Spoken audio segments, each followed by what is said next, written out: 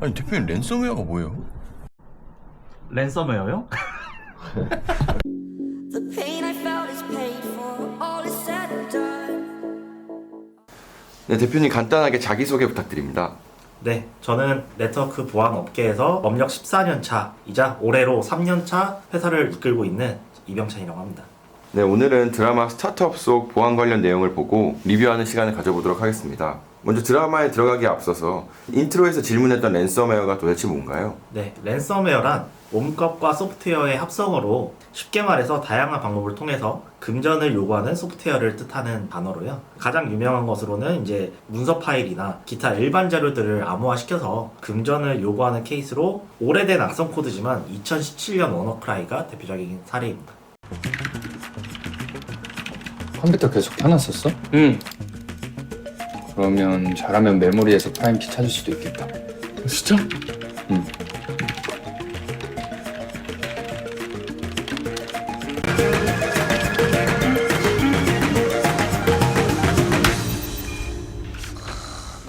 진짜. 내가 메모리에서 프라임키 찾았거든? 랜섬웨어 잡았으니까 너 사표 안 내도 돼. 어?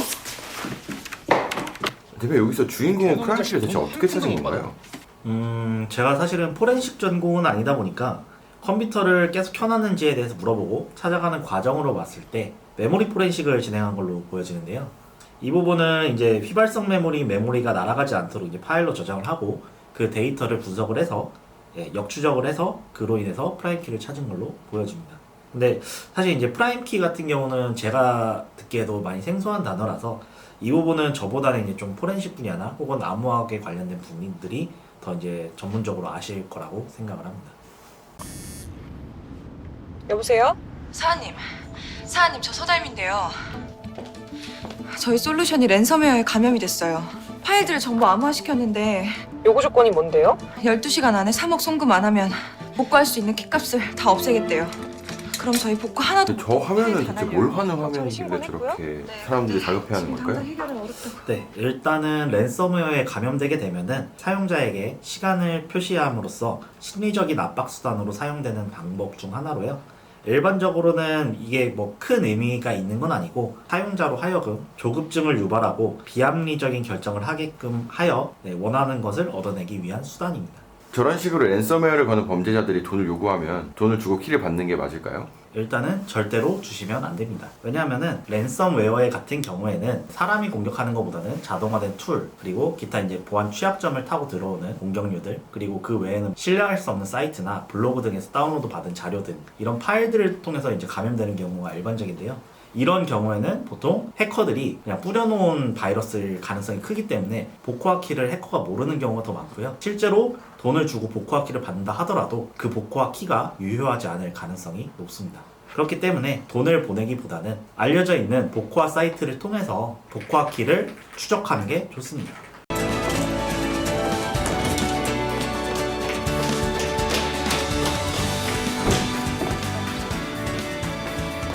도산아, 혹시 포트 열어놨었어?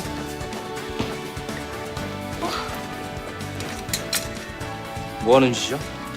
아니 대표님 랜섬웨어 관련해서 저렇게 막 USB를 꽂아도 상관이 없나요? 네, 사실 랜섬웨어는 대부분은 자기 삭제 기능이 들어 있습니다. 이 얘기는 무슨 얘기냐? 보통은 이제 암호화를 위해서 이제 프로세스에 상주해서 파일을 계속 이제 암호화하는 경우도 있지만 요즘 랜섬웨어 같은 경우는 백신이라든가 이런 데 시그니처로 탐지되지 않기 위해서 실제로 본인이 이제 역할이 끝나게 되면은 본인의 프로세스를 아예 삭제시켜 버리는 그런 기능이 있기 때문에 랜섬웨어에 이제 감염되고 난 이후에는 사실 USB를 꽂아도 크게 상관이 없습니다. 그래도 이제 뭐 이제 바이러스의 종류가 다르기 때문에 USB를 꽂았을 때 이제 USB에 있는 파일도 이제 암호화될 수 있는 가능성이 있기 때문에 그 안에 이제 뭐 내가 중요하게 생각하는 자료가 없다라고 하면은 저렇게 꽂으셔도 크게 상관은 없습니다.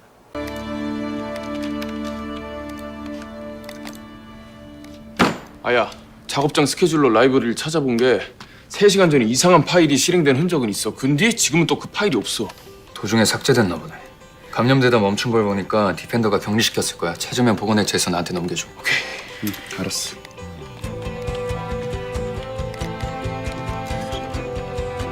야, 찾았다. 격리 저장소에 들어있었어.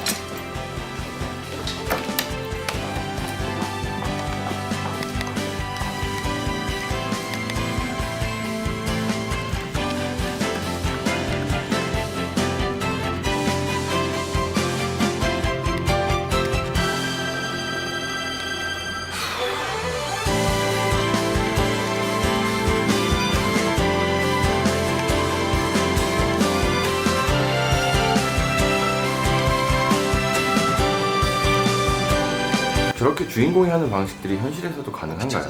물론 주인공이 느끼는 것처럼 기시감이 들 수도 있는데 사실 이런 식으로 비슷한 코딩을 짜는 케이스는 생각보다 흔하긴 합니다. 단 뭐 몇 년 전에 유행했던 이 랜섬웨어를 봤던 것 때문에 기시감이 들 정도로 드라마틱하게 연결되는 거는 이런 부분은 드라마적 허용이라고 생각을 합니다. 주인공들은 이 복화 키를 어떻게 찾아낸 건가요? 이 행위도 사실 리버스 엔지니어링 기법으로 보여지는데요. 앞서서 이제 프라임키 설명할 때도 말씀드렸다시피 리버스 엔지니어링 쪽은 제 전공은 아니다 보니까 저도 이제 그냥 전공자로서 그냥 유출을 하자면은 일단은 절차상으로는 크게 문제가 없어 보이는 게 암호화된 파일 자체, 암호화되어 있는 파일이 아닌 암호화를 시킨 프로세스를 찾기 위해서 먼저 격리되어 있는 바이러스를 찾고 나서 그 바이러스 자체를 디컴파일을 통해서 파일 자체에 있는 암호화에 대한 소스 코드를 찾아내고 거기에 있는 암호화 키를 찾아내서 그걸 통해서 복화한 것으로 보여지고요. 이게 실제로 가능한지 여부는 저도 이제 테스트해보지 않았기 때문에 확신을 할 수는 없지만 이러한 방법들이 이론적으로는 가능할 것으로 보여집니다. 복구키가 원래 저런 식으로 빨리 찾아낼 수 있는 건가요? 이 부분도 이제 리버스 엔지니어링을 얼마나 이제 깊게 들어가느냐에 따라 다를 것 같은데요. 이 부분에 대한 거는 리버스 엔지니어링 뿐만 아니라 보안에 대한 이해도 그리고 포렌식에 대한 이해도 등 여러 가지를 결합해가지고 고려해야 되는 부분이기 때문에